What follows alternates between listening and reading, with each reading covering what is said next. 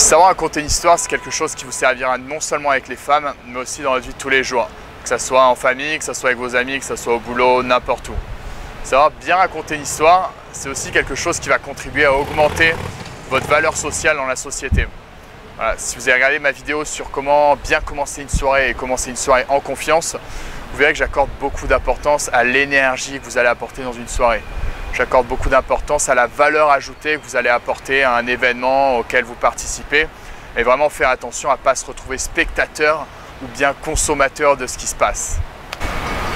Premier point, quand vous racontez une histoire, ne vous contentez pas de juste raconter une histoire.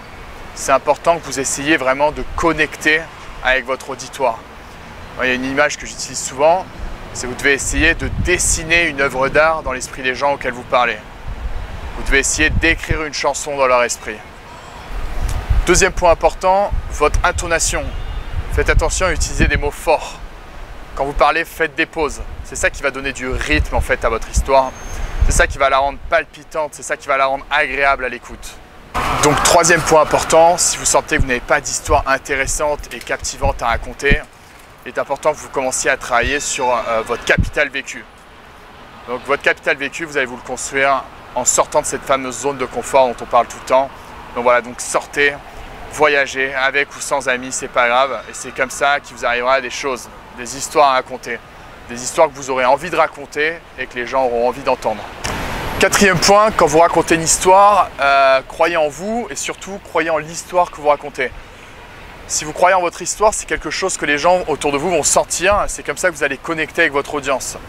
Voilà, on a souvent des exemples de gens autour de nous qui commencent à raconter une histoire et qui soit parlent trop vite, soit parlent pas assez fort, soit n'articulent pas assez. Voilà, au final, c'est comme si ces gens n'avaient pas réellement envie d'être entendus de leur public. Ok ? Donc, quand vous racontez une histoire, partez du principe que les gens ont envie de l'entendre. C'est comme ça que vous rendrez votre histoire intéressante. Pour résumer, donc premier point, quand vous racontez une histoire, ne vous contentez pas de juste raconter une histoire. Engagez votre public, engagez-le émotionnellement dans ce que vous racontez, connectez avec lui. Deuxième point, votre intonation, utilisez des mots forts, faites des pauses. Troisième point, votre capital vécu. Si vous n'avez pas d'histoire à raconter, c'est le moment de sortir de votre zone de confort, voyager, sortez, rencontrez des gens. C'est comme ça qu'il vous arrivera des choses dont vous aurez envie de parler.